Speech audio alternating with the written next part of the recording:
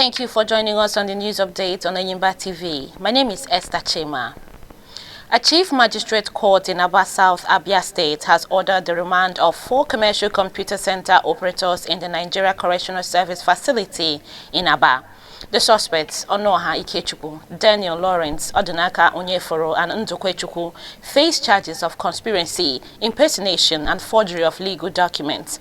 They were arraigned on 3 counts before Magistrate Erima Madrago, accused of illegally forging powers of attorney, a function reserved exclusively for qualified legal practitioners. Operating from business centers and Pound Road Extension Aba, the suspects are alleged to have engaged in these illicit activities for years. They reportedly created fake legal documents using letterheads and seals from legitimate lawyers, some of whom are deceased, to deceive unsuspecting members of the public. Among the evidence seized were numerous powers of attorney featuring the names of various lawyers, indicating a widespread pattern of document forgery. The court heard allegations that the defendants also impersonated legal professionals to prepare documents like deeds of power of attorney. The suspects pleaded not guilty, and the court adjourned the case to October 25 for bail consideration. Meanwhile, the chairman of the Nigerian Bar Association Aba branch, Barrister Charles Oluchukwu, expressed concern over the incident and advised the public against patronizing unlicensed operators.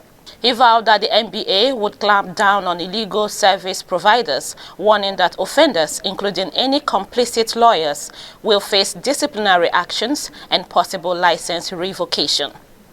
Vice President Senator Kashim Shettima has departed Abuja for Sweden on a 2-day visit to represent Nigeria in bilateral engagements with the Scandinavian nation.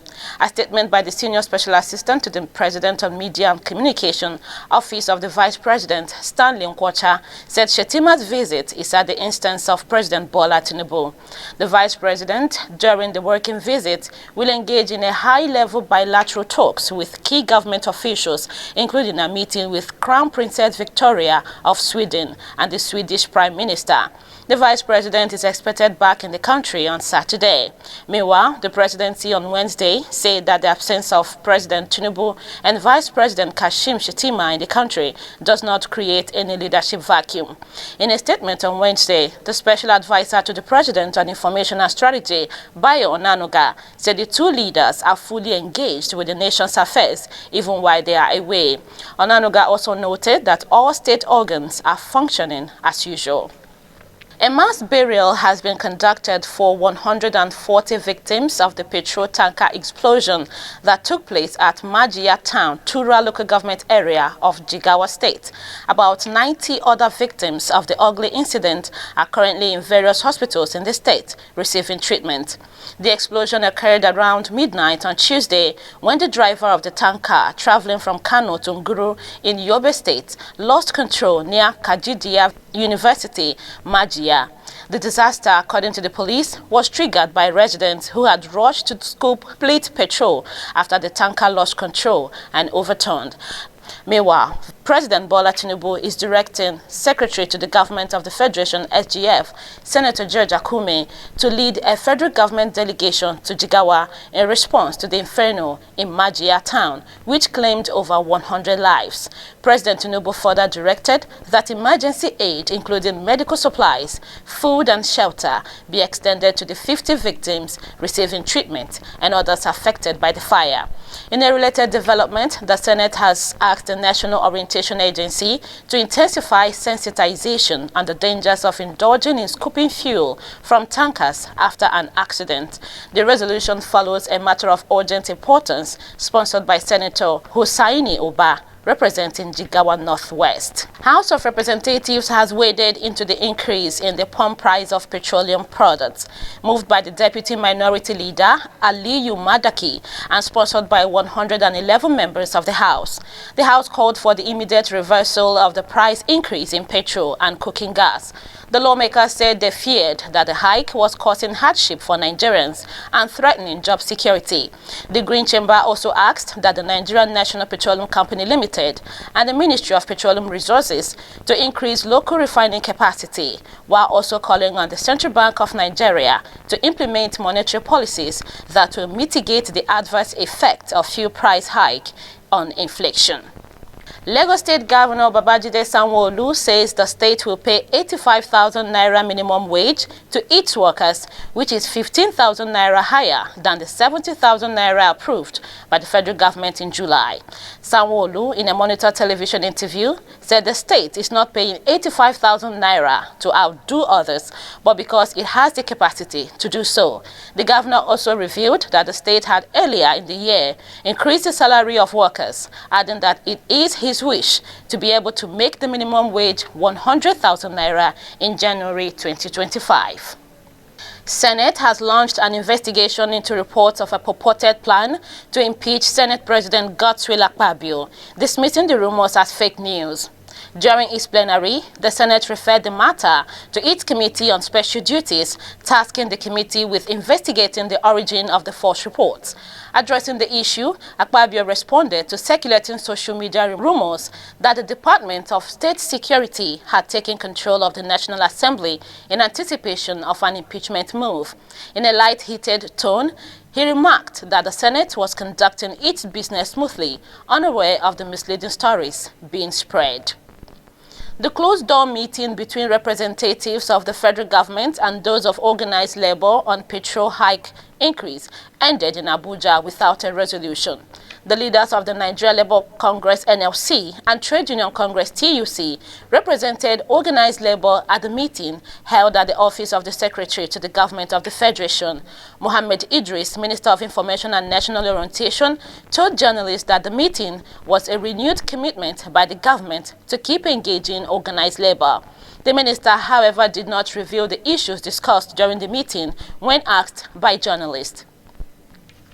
Victor Okojumbo-led Rivers State House of Assembly has reiterated its stance that the legislative seats of court-backed Martin Amewule and 24 others remain vacant following their defection from the People's Democratic Party to the All Progressives Congress (APC). The decision, which was made during a plenary session at the temporary Hallow Chamber in Port Harcourt, has the Assembly maintaining that the vacant seats must be filled through a by-election conducted by the Independent National Electoral Commission (INEC). Additionally, the House initiated moves to invoke constitutional provisions against former Assembly members for impersonation. The House also announced the Assembly's anticipation of the presentation of 2025 budget despite the lingering dispute over the current budget. You're still watching Enyimba TV News. After the short break, the news continues, in addition to business and sports updates. Please stay tuned. We'll be right back.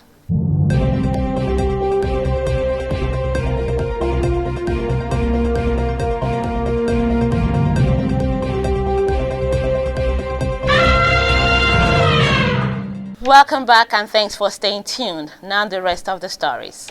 Independent Petroleum Marketers Association of Nigeria, IPMAN, says the price dispute between the Nigerian National Petroleum Company Limited and petroleum marketers has been resolved. This development was confirmed by IPMAN's National President Abubakar Mangadi during the inauguration of its National Monitoring Surveillance Team in Abuja. He also assured Nigerians that ongoing negotiations with Dangote Refinery to begin direct loading of petrol from the 650,000 barrel capacity refinery will be completed very soon. And now sports. Confederation of African Football (CAF) has officially announced the final three-man shortlist for the prestigious CAF Player of the Year award. Before the final showpiece in Marrakesh, the initial 10-man shortlist for the award have been reduced to 3. The shortlisted players for the individual award are Super Eagles and Atlanta attacker Ademola Lookman, Super Eagles and Bayer Leverkusen striker Victor Boniface, and Moroccan and Real Madrid player Brahim Diaz. In another development, Nigeria's Flamingos began their Under-17 Women's World Cup campaign on an impressive note by beating New Zealand 4-1 on Wednesday night. Coach Bankole Olowokere's side now sit comfortably at the top of Group A, pending when the other teams in the group play. Nigeria's next game is against Ecuador on Saturday. The leader of Igbo in Diaspora United Congress, Chukwemeka Obielom, has declared that the Bola Tinubu-led government is doing very well in all facets. Chukwuemeka Obialom expresses optimism in President Tinubu's administration, calling current challenges a temporary sacrifice for a brighter tomorrow. Obialom said despite the economic challenges being experienced, there is light at the end of the tunnel. Obialom, who is also the international coordinator of the Good Governance Group and the Southern Youth Development Forum Incorporated, further said the Igbo'S at home and in the diaspora appreciate Mr. President for appointing their sons and daughters into strategic positions in his government. He urged Nigerians to remain prayerful and hopeful as the government works to turn things around favorably. And that's our package of the news for now. Please join us for more updates in our subsequent bulletins. Meanwhile, don't forget to subscribe to this channel on YouTube. Click on the notification bell to receive alerts when new videos are uploaded. On behalf of the production crew, my name is Esther Chema, appreciating you for watching.